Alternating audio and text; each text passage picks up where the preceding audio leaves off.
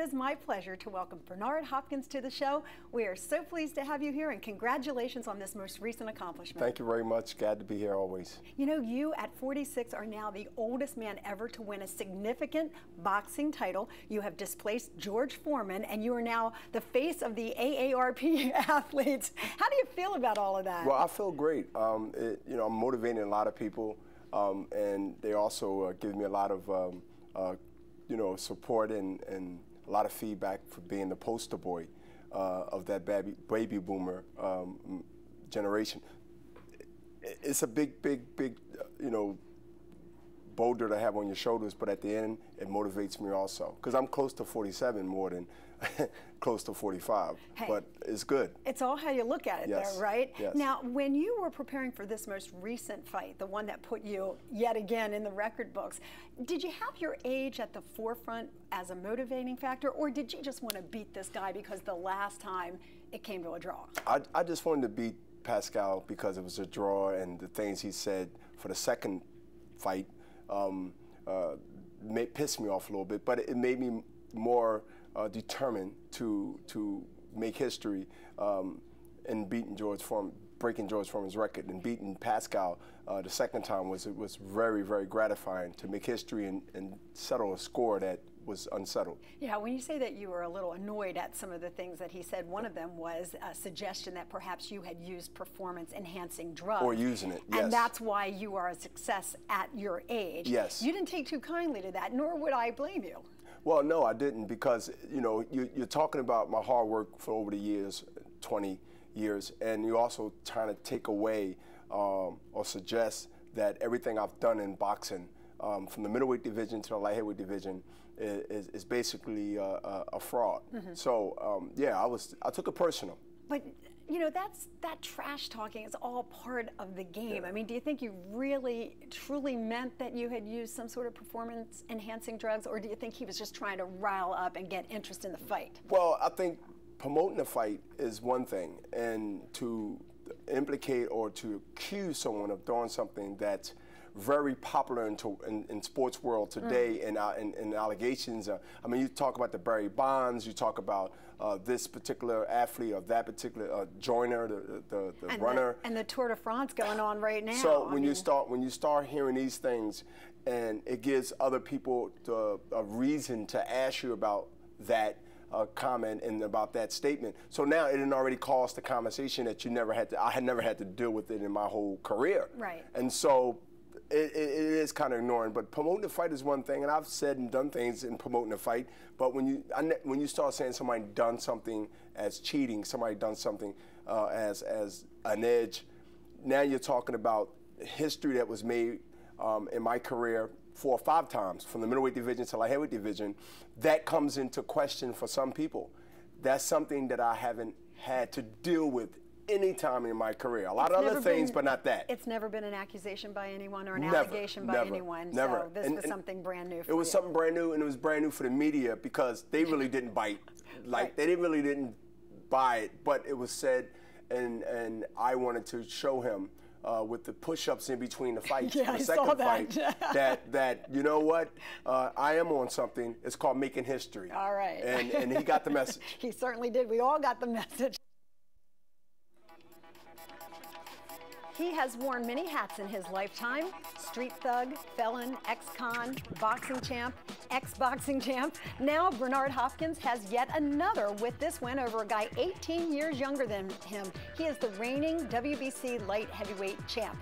No small feat for a man 46 years old. Of course, that puts him in the record books for being the oldest man ever to clinch a significant boxing title. And he's joining me for this edition of It's Your Call. And I have to tell you, I am thrilled to have him here because, as you know, I've done a series now for the last 4 years called 50 and Fabulous. You're not there yet, but boy, we're gonna make a room for you when you get to 50 and join our club there. No problem. You're represented very well. Oh, thank you so much. You know, everyone always wants to know what you're doing that keeps you in such great shape, and such great shape, not just physically, but mentally as well. And when doing research for your interview, I was surprised to learn that you actually started this discipline and this eating regime when you were in prison, that Yes. wasn't necessarily where I thought you were going to get your start at a healthy lifestyle. Explain that for me. Yes, at a Grady Fort State Penitentiary in upstate Pennsylvania, where I was at 17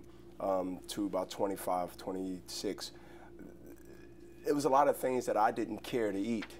And if you don't eat it, you basically don't eat. Right. So I had to learn how to be disciplined to wait for tomorrow or survive off of peanut butter and crackers or whatever things I had from the commissary that was to me was to hold me over until I do go to lunch or dinner or even early in the morning breakfast. So that discipline came upon of making a choice. I learned to make that choice as time went on, and then when I was released back to society, it was a thing where now it became sort of a lifestyle for me without even knowing it, you know, because boxing hadn't really started for me in 1988 right. until 89 really in 90, and here we are. But it became sort of easy for me without me planning for it. It was a thing where I'm not eating this, I'm not eating that. You look at the menu for the Mondays to Sundays, which they had the weekend already scheduled. Right. I'm not going here, I'm not going there, I'm not going Tuesday, I'm not going Wednesday, I'm going Thursday, I'm going Friday. But I had to, you know, I had to have some replacements in between the times I didn't eat. And of course, your physical regimen is amazing, and you've been able to maintain, you know, this body for all of these years, and I don't say it in a way where I'm saying this body like, oh wow, but it is it's a piece of machinery for you. I mean, it is your livelihood. So right. You've had to overcome injury, and you've had to overcome, you know, the beatings that have come along, even with your victories, and maintain this body so it can continue to work for you. You say rest is one of the key ingredients to recovery to be able to do what you do. Yes, because rest is so important to be able to rejuvenate yourself from mental to the physical. Because think about it, the life candle that burns on us, it's going to burn whether we like it or not. When you light the other end, that's your lifestyle that you live. If it's good, one is burning, the life that's been given to you. But if you doing the opposite of taking care of yourself in a good way, then you're lighting that candle on both ends, and you will leave and you will suffer as the consequences go into years in boxing or lifestyle or whatever. So I learned how to prolong get the most out of it. The candle exactly from burning on both ends and let it burn on the realistic and the end that it's going to continue to burn whether I like it or not, and that's the candle that's called life. So already I have to be conscious of taking care of myself, not only as an athlete, but as a human being that wants to get all I can out of this great thing called life. Right. And that made me survive. Wow, what a wonderful way to approach things. And you're off the alcohol, off the sugar, off the meat, all that stuff that we read is bad for us. That doesn't pass your lips. That doesn't pass my lips. I walk past people that smoke and I hold my breath for 5-10 seconds just to get past them. I'm one of those guys that really understand, you know, at the end, I'm investing in myself in my 20s and my 30s like I would invest my money, like I would invest my time. And you can't disrespect that or it'll come back to bite you. It's interesting that you use that word disrespect, because so many people do seem to disrespect their bodies, and then they don't understand why they're aging poorly. You have to respect your body and what you put into it and how you treat it, and then it will respect you and reward you with longevity. Yes, it's right? repercussions and doing the opposite. You and I are on the same page there, buddy. I buy into every bit that you said. Get your facials, get your steam, get your oh, rest. If I must. I get all that stuff. I mean, I get all. I love that stuff. Seriously, I sit there and I get it. You and Randy Jackson from Randy. American Idol. He swears by that stuff. This stuff it keeps your skin good. I mean, first of all, I box, you know, and you're putting different solutions on your face, Vaseline and stuff. That's terrible on your face. Right. If you don't clean your skin and have your skin breathing, I mean, you take something and put it on top of leather, it smothers it. Right. So let your pores breathe.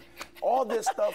Beauty advice from Bernard Hopkins. All this stuff is not. Listen, it's not about ego here. It's about taking care of yourself. Exactly. Absolutely. Hey, I'm following it to the letter. The biggest organs on your body is your skin. Yeah, absolutely.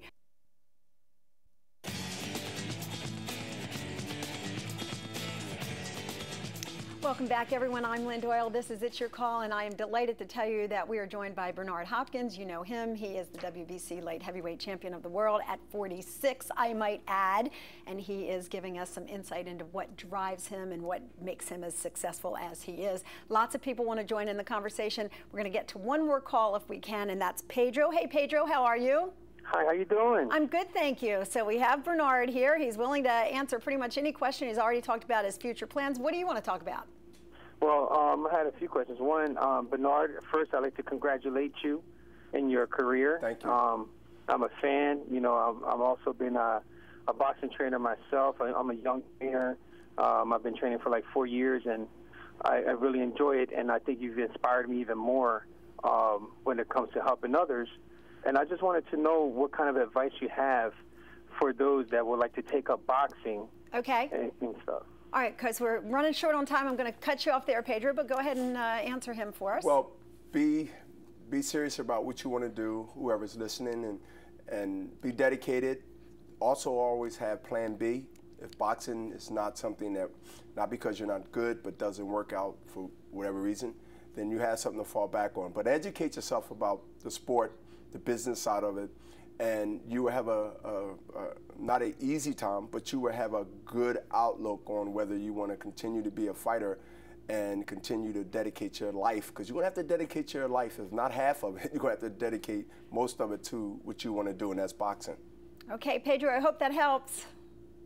Thanks Thank very you. much. You're And welcome, good Pedro. luck in your future, and I look forward to seeing you again. Always duck too, Pedro. Okay, thanks very much. You know, that actually leads into another electronic message that we got from one of our viewers. They wanted to know actually about getting a young son. She's a single mom. Yes. Wanted to know if she should get her young son involved in boxing to try to keep him away from the bad influences in his neighborhood. Run. Go to karate. Go to karate. Do something where he has a physical challenge to him. I believe that and this is something I say all the time, I believe every woman and man, or couple, or married couple, or family should take their son to some physical exercise to let them understand early what it means to put your heart in something, to fail if you're going to fail, win if you're going to win. I think it's a great idea for anybody to take their son to a combat where they can feel or give some resistance, but to become a fighter and take them there to be somebody like a historic name of a fighter. I think that at the end, for defense, for defensive, and for self-defense, I think that's a great exercise, and you can accomplish a lot doing that. But you shouldn't be putting the pressure on young kids to be the next Bernard Hopkins. Because if they're going to be something, eventually you won't be able to stop them as they get older. Right. But I think for discipline, I think she's on the right path by taking her son to a place, karate, boxing, whatever, to give him that sort of that challenge, right? Which I think every young boy needs. Well, we've already talked about your challenges and now the challenges that young people have. You also have a challenge on the home front because you're a dad, yes, married, yes, right? Yes. And you have a 12-year-old daughter. Yes. Good Going luck on with 18. That. Good luck with that. Going on 18. You know what? They skip the other ages and you go right to that. I don't care if they call you the executioner or not. You're going to have your hands full when it comes to that girl. Listen, it was a handful since 4 or 5 years old. Yeah. I'm not the executioner at home. No, I bet you're not. I'm ex at the home. Ex whatever that's supposed to be intimidated to someone else, not with that. Okay, that's the way it should be, though. That's the way it should be. Yeah. Okay, so we're almost out of time. I want you to leave a message in the minds of the viewers. You have about 10 seconds. What do you want them to know about you? Well, that he had courage, and he have courage, and that he's the type of person, just because I disagree with certain things that I might have a good argument it responds to, doesn't mean the person is wrong. Right. Courage.